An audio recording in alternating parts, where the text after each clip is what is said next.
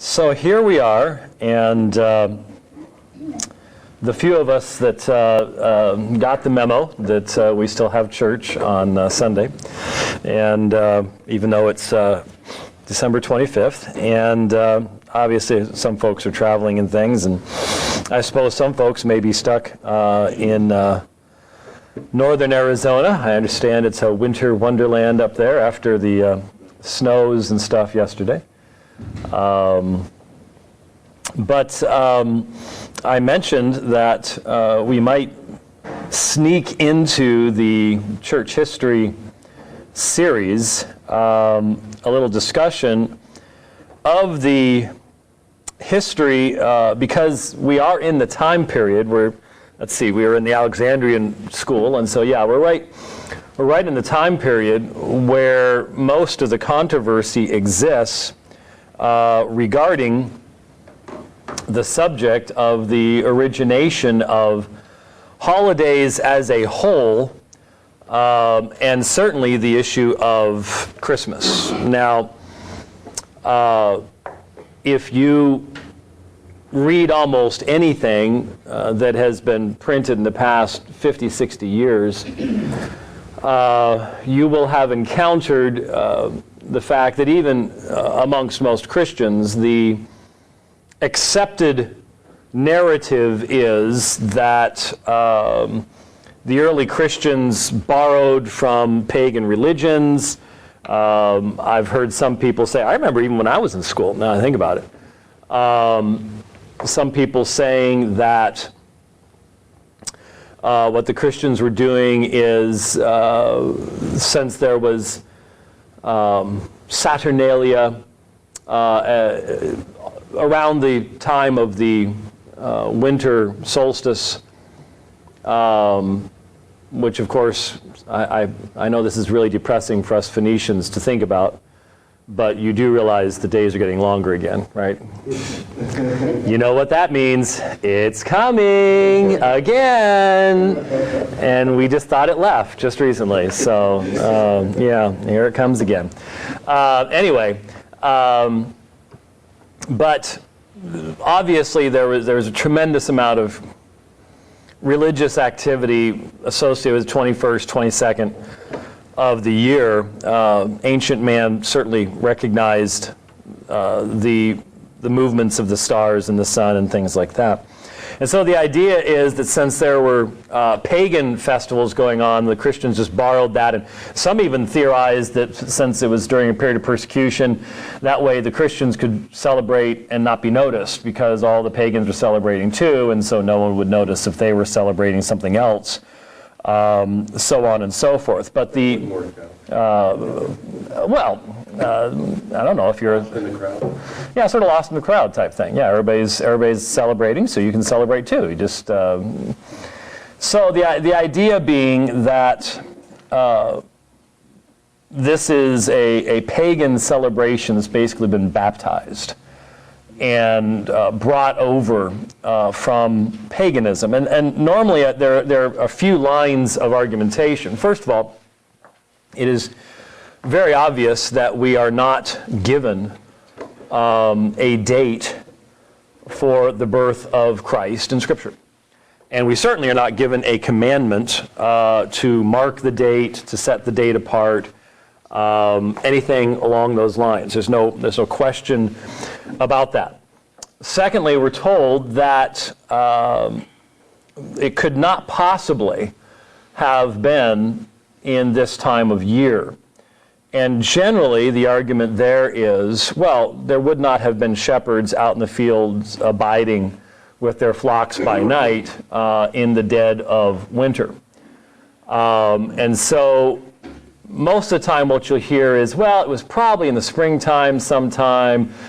We just don't know, but it's just all tradition, and let's not worry ourselves too much about it. Now, of course, the Puritans didn't like any of that, smacked way too much of Romanism for them, and so there are still people today that will get very, very, very, very focused upon this particular issue. They really, really, really will.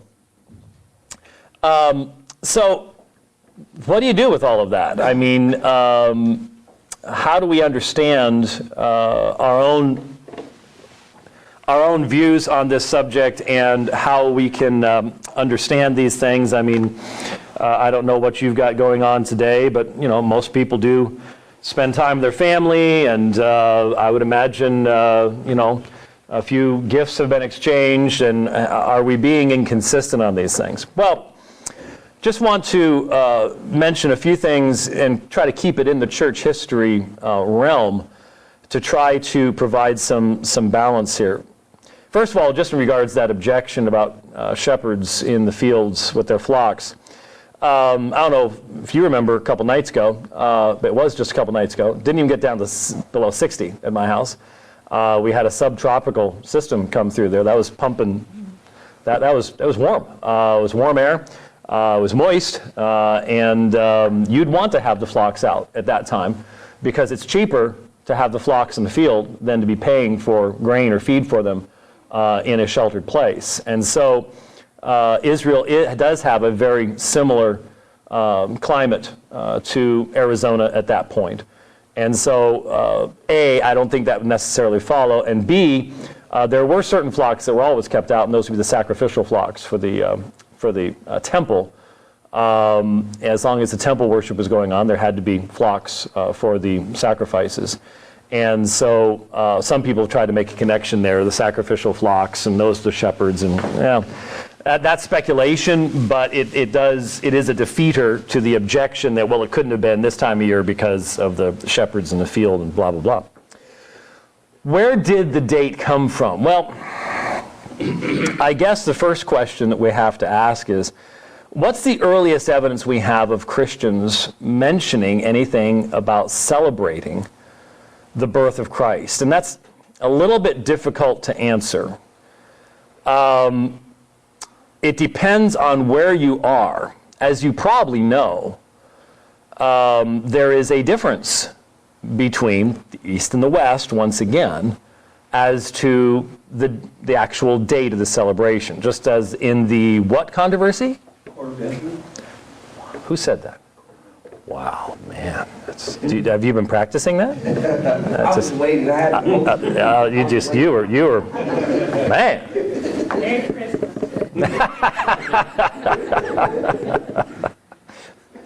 We're not taking him on in Bible trivia anytime soon, that's for sure. He's ready to go. Yes, as in the Quartodeciman controversy, you have differences between the East and West, and interestingly enough, in the exact parallel way, the East especially emphasized that they had apostolic evidence, not only for when to celebrate Easter, but also when to celebrate the birth of Christ. And when do they do it? January 6th. January 6th. January 6th. Now, when you think about it, what is January 6th? It's 12 days after today. Sorry about that, Josh. You wanted to get back into the game there. I got you. Yeah. So the 12 days of Christmas actually go from December 25th to January 6th. So this became over time a feast period that would sort of include both dates, one the beginning and one the end. And so it depends on whether you're in the East or the West as to which date is going to be referenced. In the West, there seems to be decent evidence that as early as the 250s or so, you start getting some comments that seem to indicate that the Christian making that comment had in mind the idea that Christ was born around December 25th. Part of this was due to the idea that the Annunciation of the angel to Mary became associated with March 25th. And what's 9 months after March 25th, but December 25th. And there are various reasons and arguments that were put forward.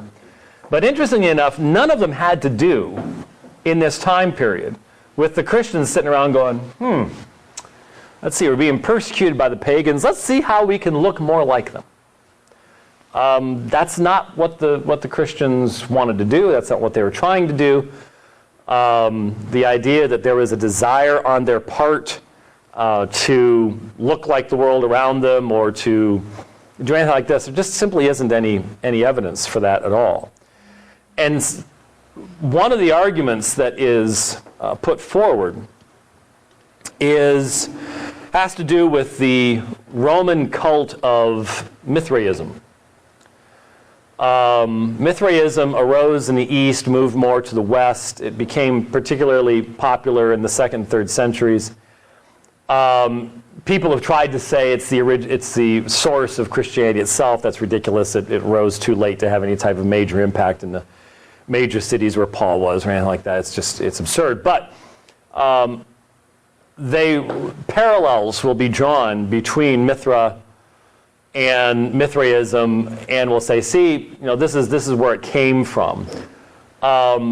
What's interesting is when you look at what's happening with Christianity, especially in the 2nd and 3rd into the 4th century, Christianity is on the rise, and the pagan religions are collapsing. Remember, we have Emperor Julian the Apostate, who tried to bring Rome back to its greatness by going back to persecuting Christians and going back to the ancestral gods and things like that. But those religions were collapsing because the empire was collapsing, and those pagan religions had always been associated with the state. So when the state starts going down, religion starts going down along with it. And so why would the Christians be looking to borrow from what's diminishing and decreasing when it's totally against what their beliefs are and their whole history is in the first place? It's very strange. You need to understand that in our day, so much of what you will hear on television, read in books, is a part of the history of religions movement. And what this is a movement where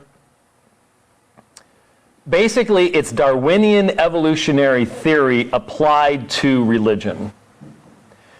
And so there can't be anything unique in religion. So anything that looks like it's unique in one religion has to have been borrowed from another.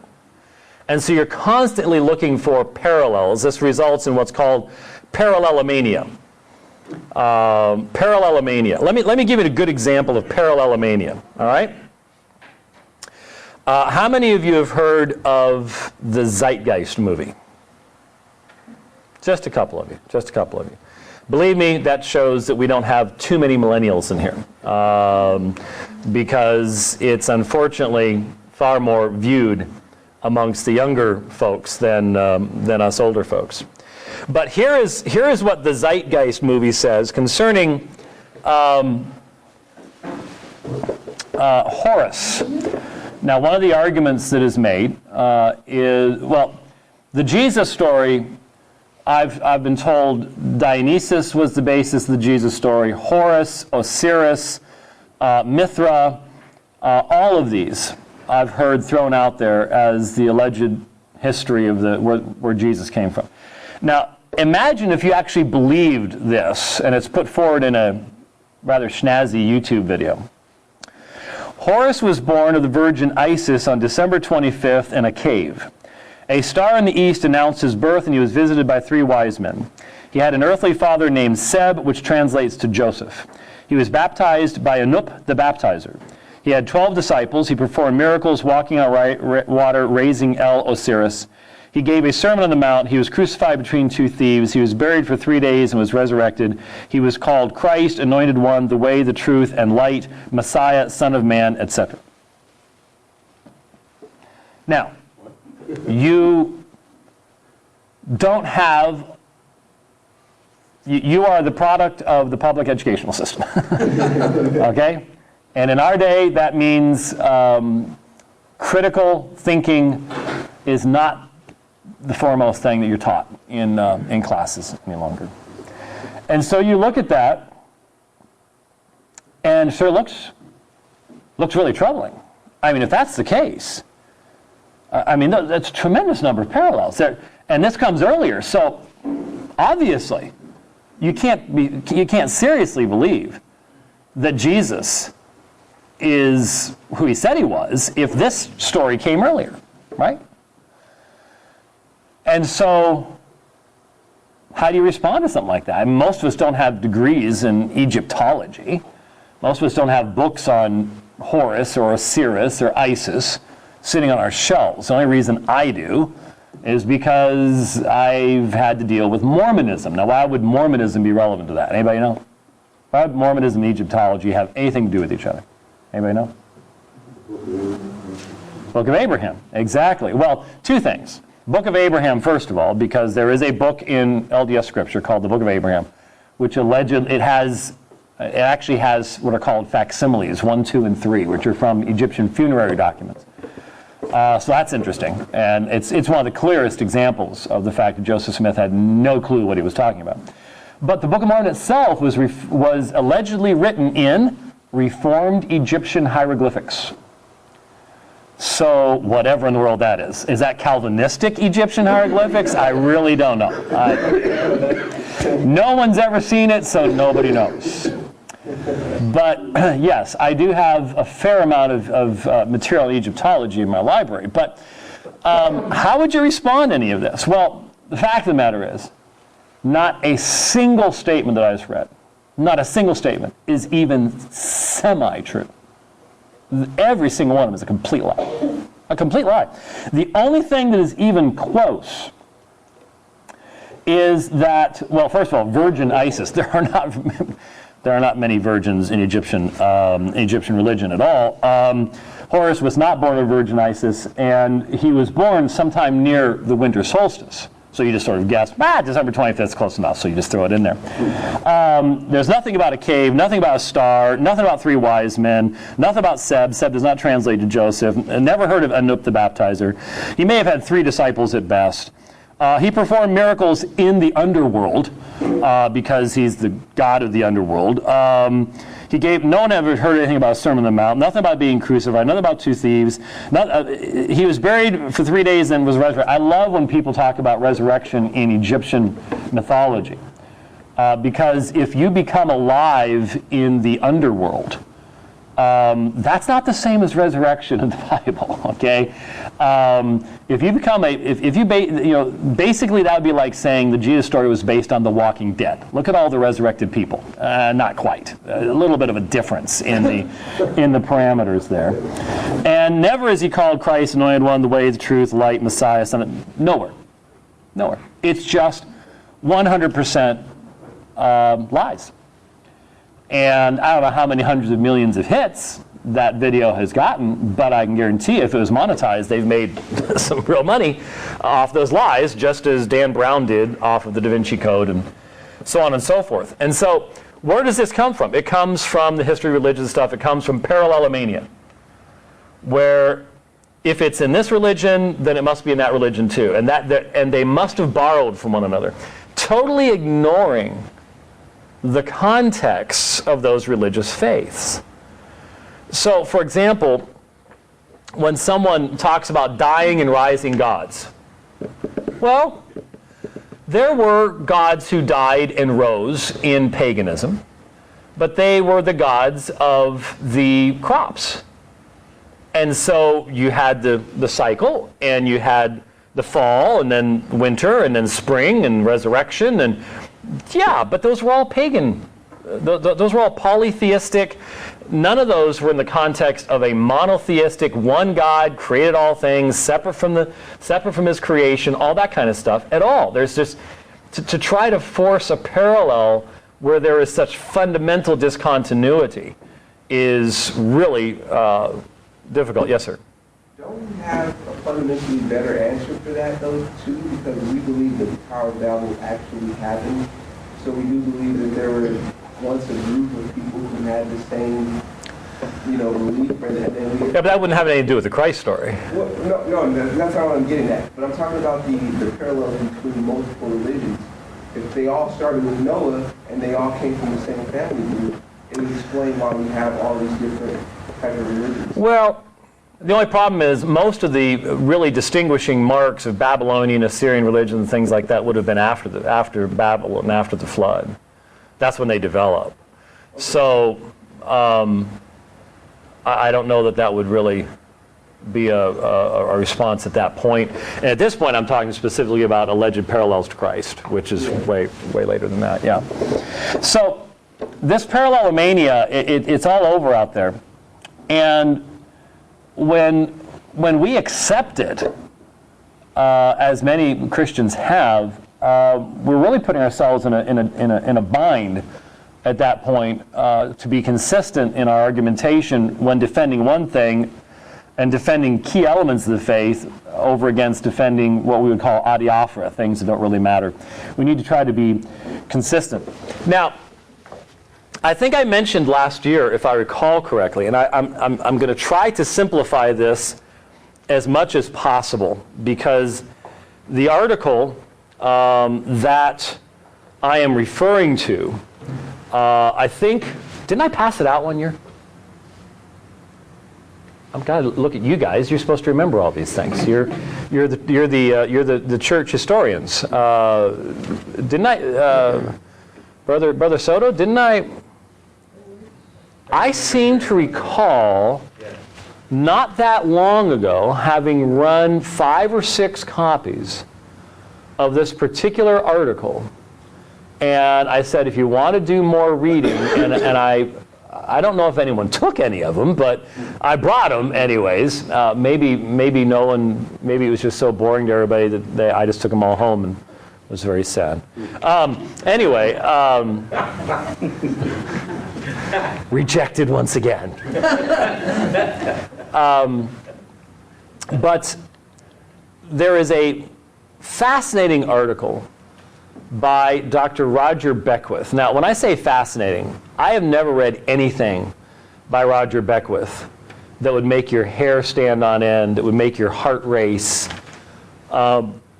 His writing is scholarly and deep and slow and detailed, and let's just say for most people extremely laborious. But I really came to have great respect for this guy because he wrote a book, which we make available through the ministry actually, called The Old Testament Canon of the New Testament Church.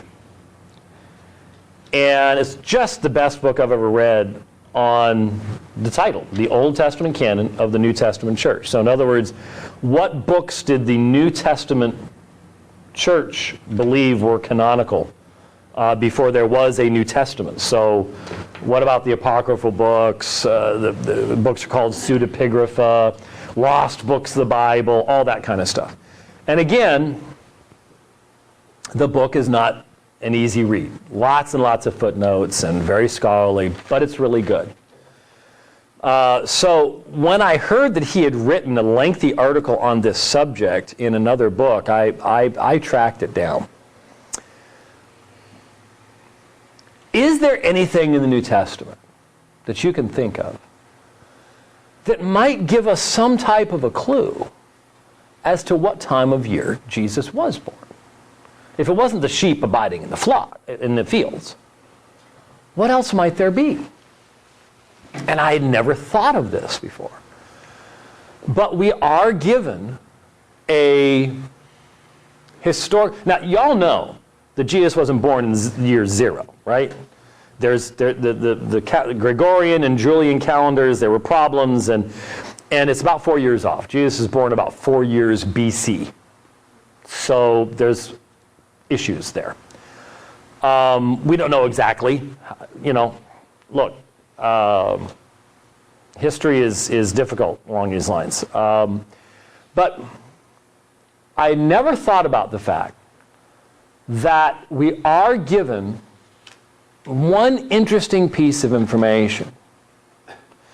And that is that there is a relationship between Jesus' birth and who else's birth? John the Baptist.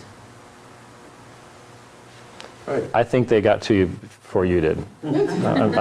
I'm not sure if you were wandering a little bit there or just what, because they got to, it just could be because given the speed of sound I heard them first, but anyway.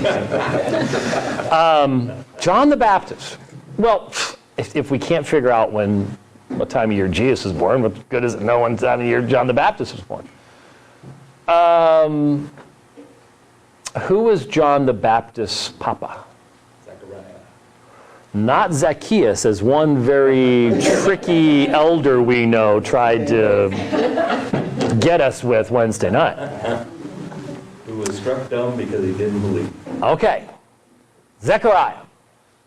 And we happen to know the tribe and the family that Zechariah is of. We're given that genealogical information in Luke. Guess what else we have? Most people don't know this. One of the interesting things is there are some messianic prophecies that you sort of need to know who the priests were and who is of the tribe of what. And interesting, after the destruction of the temple in AD 70, all those records, there's no way of keeping them anymore.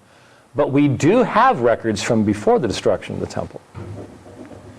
And we actually know what's called the courses of the priests. The courses of the priests. Sometimes the most boring historical stuff that you'd ever see in a journal someplace ends up being really important information. Sort of like the names, the patronyms. You know, there are people who have been collecting the names off of bone boxes for decades. And you would think, wow, that's a job I'd like to have. But what we've been able to do is to demonstrate that the Gospels use the exact same frequency of patronyms, names, that we find in bone boxes from the first century in Israel. And none of the other Gnostic Gospels even try to do that. So we can tell which Gospels, just from that you can tell exactly which Gospels came from the first century in Israel and which ones didn't. Who knew? Whoever even thought to think about it? Well, we have the courses of the priests. In other words, we know what order that they were to be serving in, and we know which of those orders Zechariah was a part of. So, you can start, now it's more complicated than this, because you've got to go, what about this? What do you need to bring this together? Need to draw from this source. But if you put it all together as Beckwith did. Now Beckwith is your quintessential scholar. When a scholar publishes something, they're having to cover every possible objection because, believe it or not, there's politics in scholarship, and there are people that are going to want to pick you apart for this, that, and the other thing. And so they try to be extremely careful and conservative in what they say, not go too far out there. But to make a rather long and complicated story fairly short, you can figure out when Zechariah would have been serving in the temple. We know from that when Elizabeth became pregnant, and we know what the relationship between Elizabeth's pregnancy and Mary's pregnancy was. And so, guess what, when you backtrack that information? Now, of course, it doesn't give you a day. It gives you a window of about 2 to 3 weeks. And the 2 to 3 week window pretty much falls between December 25th and January 6th for the birth of Christ, given when Zechariah would have been serving in the courses of the priests. You can't do that after the destruction of the temple. You can't really do the genealogies amongst the Jews after the destruction of the temple, things like that. But they did beforehand. We still have those records, thankfully. And so it's rather fascinating that the one bit of historical information that you actually can connect points to that very time frame. So then you connect that with the fact that when you look at the earliest references from Christians, their arguments are always based upon the Annunciation. They're based upon biblical observations, not, yeah, well, hey, you know, the pagans are having fun today. We decided we could have fun today too. That's not what that's not even close to what they're saying. How far back then can we confidently trace some kind of, again, it's going to be different between the East and the West. Probably the January 6th date, minimally, being very, very conservative, I don't think you have any problem saying that the January 6th date goes to the early 200s, and the December 25th date in the West, probably the 250s. And since that's when it first is mentioned, is sort of mentioned in passing, not like, hey, we just came up with something new, you can probably assume that you're talking 2nd century when those celebrations begin to be had amongst the early church. Now, obviously, that's also, depending on where you are, again, a period of persecution. And so it's not like these would be things that would be thrown out there in the open and there'd be public processions or anything like that. That would not be a possibility. So we don't know anything about the nature of these things. And we certainly know that in later development, you have going far beyond anything that the early Christians conceived of or thought of. But the main thing is, when we look at the subject historically, and we look at that time period, it's, you'll hear people say things like, well, Constantine came up with this. Constantine was clueless. Constantine, Sol Invictus. Again, as soon as you hear folks making statements like that, your radar needs to be on, the red lights need to go off, and you need to shove a copy of the Da Vinci Code in their mouth or something like that, because there's plenty of extras sitting around. There really are. That's so many of those were published. You're probably running into somebody who's just going off of some oddity they saw on the internet at some point and taking it as established fact. It is hard at this time period in church history. Might we find something in Origen's writings that haven't been translated in English yet? I suppose. There's stuff that comes to light every once in a while. I remember when I debated Bart Ehrman just a few months earlier, a papyri had come to light and it was translated for the first time that talked about how many manuscripts had been destroyed in one particular church in Egypt in the persecutions in the 310s. Nobody had seen that before, but it's highly relevant, very instructive, very useful. So could more light come from further discoveries, translations, things like that? Sure. But when you, at this time of year or in a couple weeks, well, a couple months, when we start getting toward the resurrection,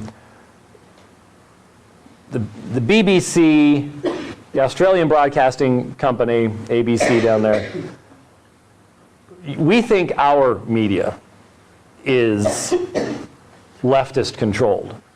Man, I'll tell you something. When I was down in Australia, I was just like, you've got to be. I know even here, a lot of the cable don't even make pretense anymore of being fair. They're just wide open about it. But it's even more so. It's just accepted down there how biased. And when it comes to the subject of Christianity, the filter that the media runs is always on maximum negative. If anything can be presented that would in any way assist someone in disbelief, assist someone in abandoning belief, that's the filter that's going to be used. And when you see this stuff that comes out every single year, I'm not saying be skeptical just because you're a Christian, you should be skeptical of anything that's not Christian. That's not what I was saying. But all this parallelomania and everything that's based upon the history of religion school, that everything has to be borrowed from something else, you should be able to smell it. You should be able to What was that you just said? So that must have come from... Do you have any documentation of that? Do you have any evidence? Did you find any early Christians who were saying, hey, that looks like something really cool in that religion over there. We need to make it part of ours? Or was the argument going on in the church at that time, as we're seeing, looking at Tertullian and things like that, apostolic tradition, we're right because we can trace ourselves back to the apostles, not, hey, we're innovators, we're coming up with new stuff. So how can you put both of them together? Very, very, very few of those of the people who write on Christian, nobody who writes for any of the major media on Christianity ever approaches it from a meaningful historical perspective. Just put that down. I mean, that's just what we have to deal with.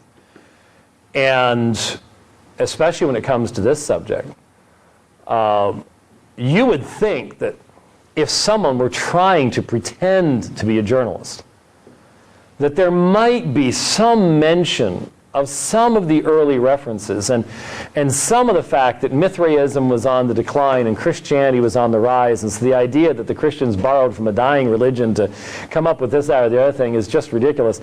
You'd think there'd be some mention of that there'd be something about the Beckwith research and stuff like that, but no, you're not gonna find that. Just get used to the fact that in Western society today, you're only getting a part of the story. You really, really are.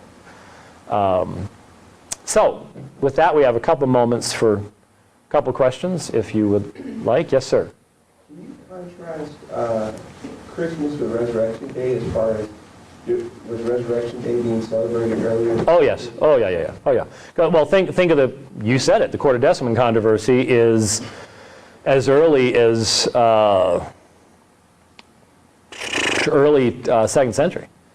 So yeah, it's much earlier. And then the second question with that, when did we switch, whereas in the early church it seems like resurrection was a big deal, and nowadays, modernized, in church history, Christmas is like the biggest celebration?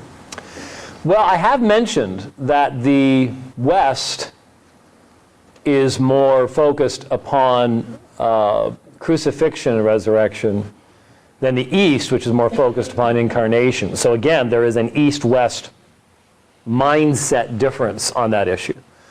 But no, that's ancient. That's ancient. No, not that piece, but the switch between us focusing on... Well, no. That's almost completely Western, and that's very, very modern. Yeah, it's very, very modern. Yeah, very much so. Yes, sir. Hey, Dr. White, would you say that, is this a true statement, that God ordained the date of Christmas, December 25th, he decreed the date, but he ordained it through Constantine. Is that a false statement? False. False statement? False statement. Oh, yeah. God decreed the date of the incarnation. We don't know when that was. Constantine had zippity-dippity-doo-dah to do with December 25th. There's no historical evidence whatsoever that Constantine had anything to do with that. As I said, Christians were celebrating either the 25th of December or January 6th, depending on whether you're in the East or the West.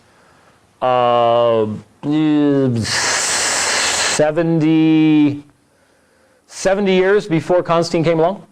So you can't, it's another thing that poor Constantine gets blamed for. He gets blamed for a lot of stuff, but can't blame him for that. We don't know the date, but what I've pointed out is the arguments that this is all just borrowed from paganism do not take into account the Mithraism and all the rest of that stuff. Simply don't take into account the evidence that I mentioned from Beckwith, the courses of the priests, and issues along those lines, that there is good and early evidence of a midwinter date from the Scriptures. It doesn't tell us which day it was. So obviously, the specific date was ordained by God from eternity past. That's called God's eternal decree, and no question about that. There is no command to celebrate that day, and so it's not made known to us. It's not important to be made known to us. And Constantine had nothing to do with it. Nothing at all. Since God is sovereign, He established that date through Constantine. No, he didn't. No, he didn't. I'm sorry. That's historically a false statement. That's historically a false statement. Hello. Oh, I'm sorry. This is called Sunday school. Yes, you can come in. It's okay. I mean, you might as well now because everyone's looking at you. So, Hi, Artie. how you doing? Hey, everybody say hi. Hi. How you doing? Yeah. Cat's out of the bag. Go ahead. And we're wrapping up anyways. So, Hello. how you doing?